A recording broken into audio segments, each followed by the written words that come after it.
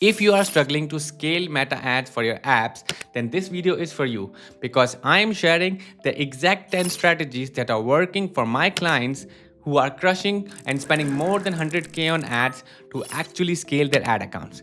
In this video, I'm going to share these 10 strategies, and the seventh one nobody knows and actually is my favorite. So stay tuned. These are 10 strategies. If you implement it today, you will be able to scale, especially if you are struggling to scale your ad account beyond 50,000 in ad budget. So let's just get into it immediately. So first of all, my name is Azar. I am helping more than 20 plus app clients to scale their ad account. I run their ads and I also create ads and also their creative strategy. I have spent more than 100 million in ad spend to give you all these insights. So let's just get into the meat of the content. Typically, people who come to me, they actually have grown organically. They have a low ARPU to LTV because they could not scale their TikTok. If this is you, please chat with me. I'm happy to help.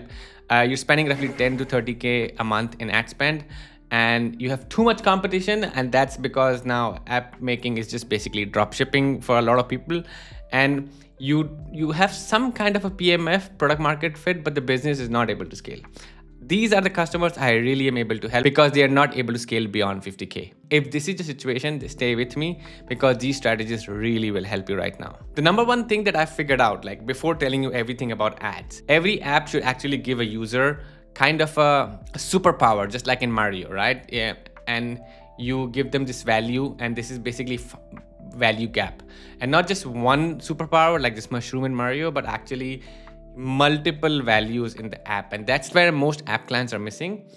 What I see is that, for example, there's a really popular company called Cal AI, and Cal AI has a lot of customers. They shared the story. Everybody copied Cal AI. Now there are 600 companies.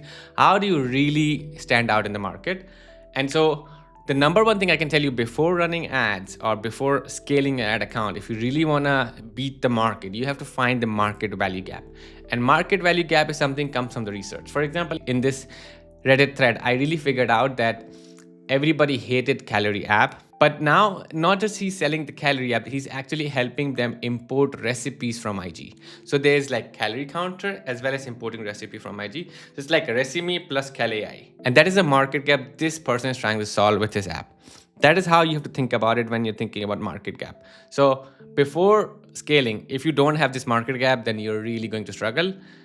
Make sure that you have this before scaling your ad account, and this will help you scale a lot more later because your users are trying to convince themselves why they should choose your app compared to others. The second strategy that most brands miss is that you are not running influencer campaign. Meta has currently made like partnership ads very popular. This account M8 Health is actually crushing it because of their influencer strategy, influencer first strategy. That's the most important thing. And so most of the app clients that come to me, they say that like I'm not able to scale and I'm running TikTok organic and they're going viral, but like the trust factor is not there. And so this brand is running trust factor first strategy with all the followers of there who are buying IM8.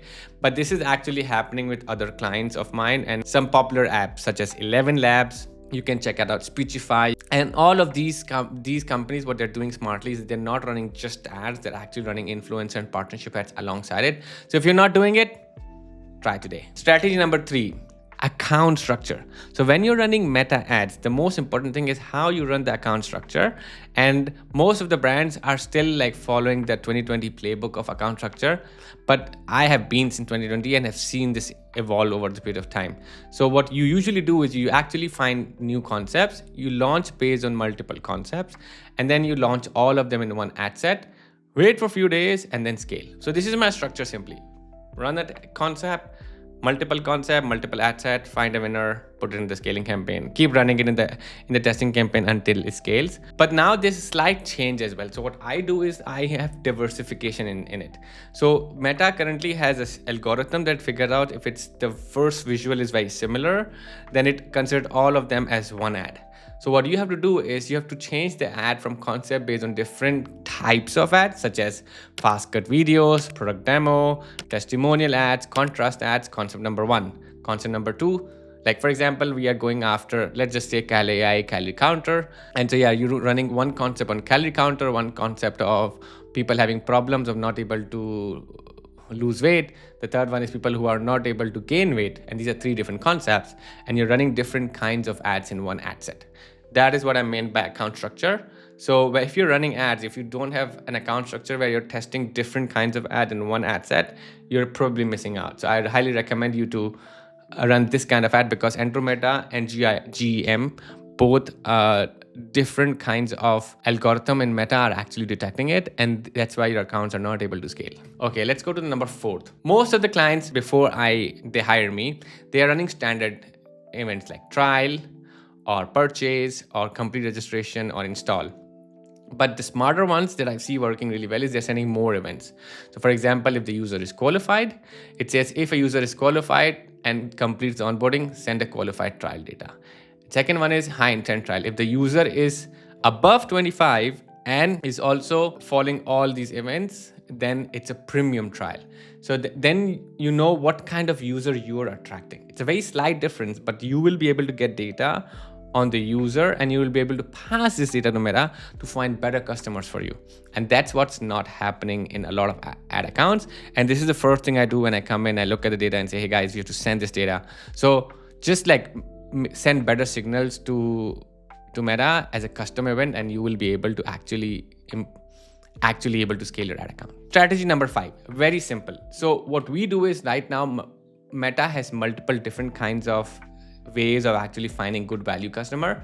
So what we do is we actually have a bid campaign or a cost cap campaign or value campaign. So for example, here in this ad account, what we were doing we were actually running bid campaigns. And bid campaign is where you actually have a maximum limit. Meta should not spend an ad amount, a budget, if they're not able to find a customer, let's say below $18 here or up to $18 here. And cost cap campaign is like, it's roughly around the number, but it's not exact that number. We try to run different tactics here in the Meta ads.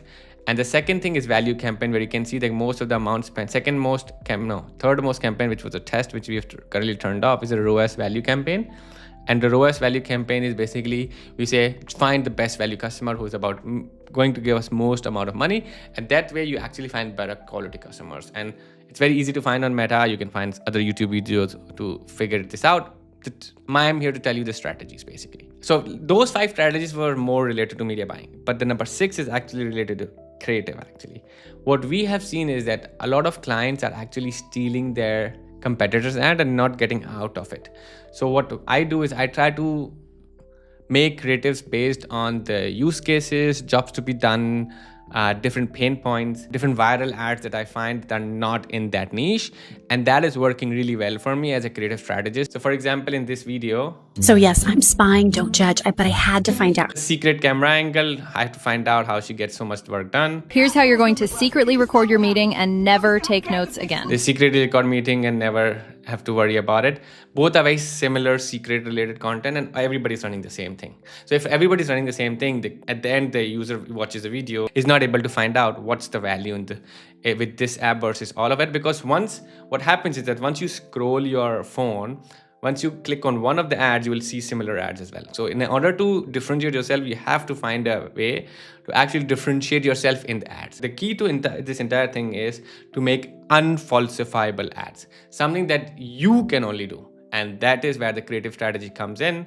And that is where a lot of clients of mine work, because I really dig deep into customer research and figure out why this product is being bought compared to the other products. And that is really important. Scaling strategy number 7.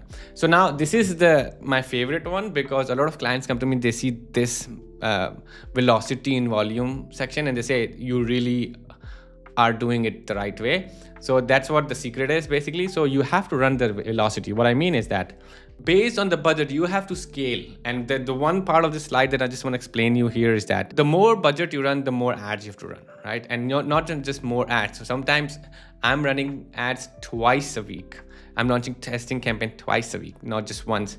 So when I'm scaling the ad accounts, 10 to 30K, you are able to run 5 creatives a week, 20 to 40 tests a month. You will find 2 to 4 winners. 10% is a win rate. If you're getting to 10% win rate, amazing. You're hitting the mark. But then as you scale 50 to 100K, 100 to 200K, 200 and beyond, you have to keep doubling the budget. Keep doubling the budget. As you keep doubling the budget, you have to keep doubling the test volume as well and the velocity. And that way you will be able to figure it out. And do remember, the more you test, the more you fail. So keep in mind that you will only find 10 to 20% of the winners, and that's a good scenario. Sometimes clients are only finding 5% of the ads are winning. So win rate is important, but volume and velocity is as well. So take a screenshot of the slide. This is really important. If you want to scale, keep this in mind when you're scaling. And so right now I am running an ad account for 1 million in ad spend, and we are currently, just for the videos, we are currently running roughly 150 videos a month. And that is a lot, but that's how you scale. Scaling strategy number 8, web to app. So now there's a slight tweak in this, but I'm going to tell you what in a minute.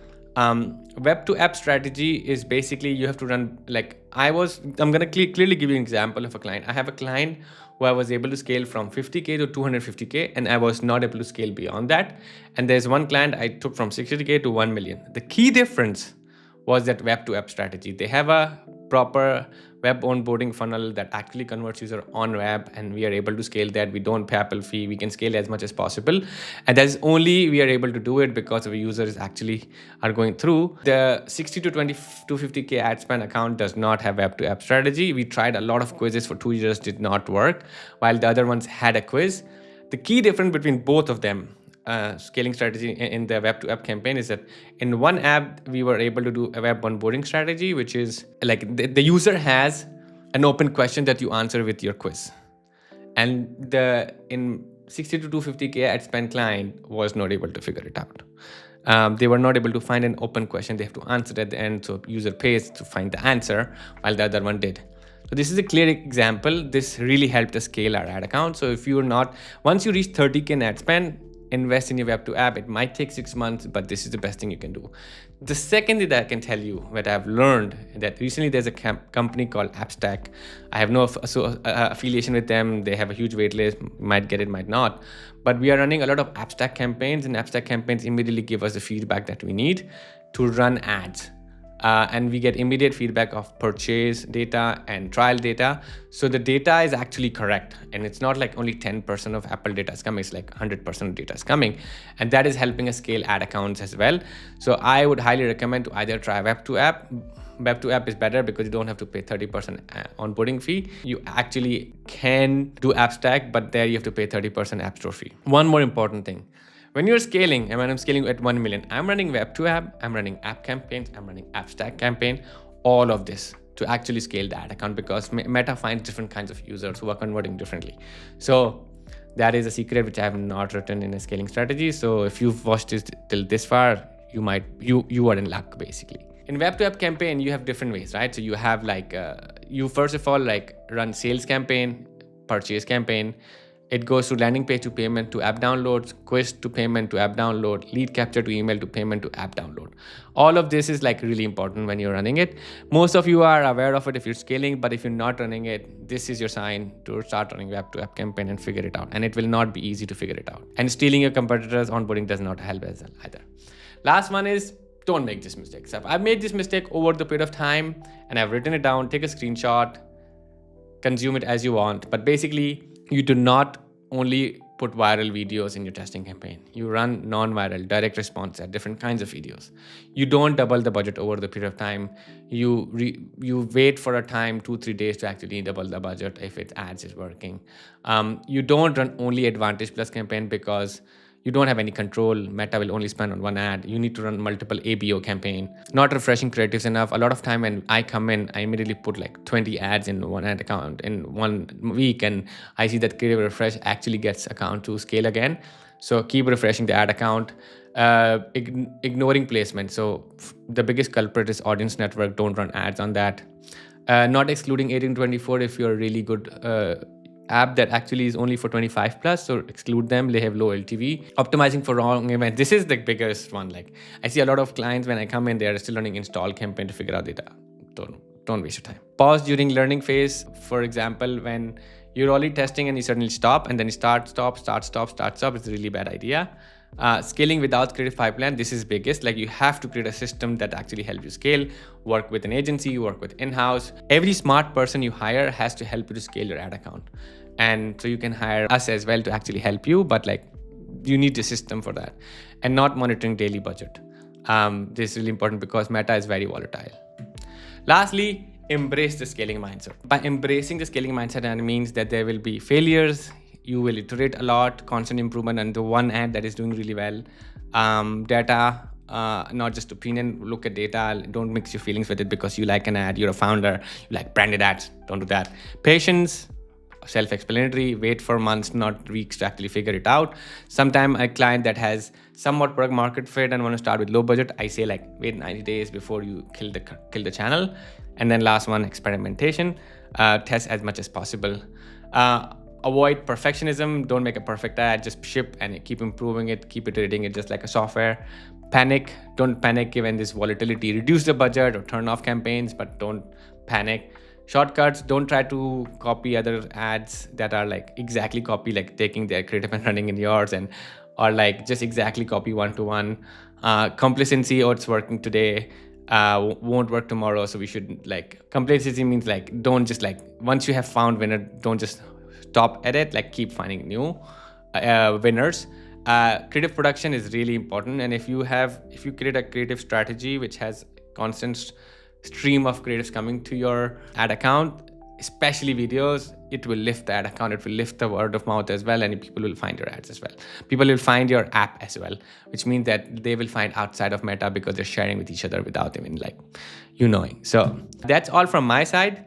If you find any of these strategies useful or not useful, just comment below. Say, hey, Azar, I did not like it, or I loved your strategy that you said. Can you expand on this number more? And if you're a marketer and founder who's running app ads, let's talk. Let me help you with creative strategy. Do an audit if you want. I'm gonna share the link in the description below for like just doing an audit for free. So if this is something interesting to you and like you want to know more secret or like more ideas of what I am running for other clients, happy to share.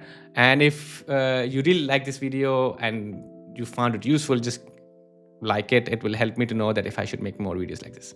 Until then, bye bye.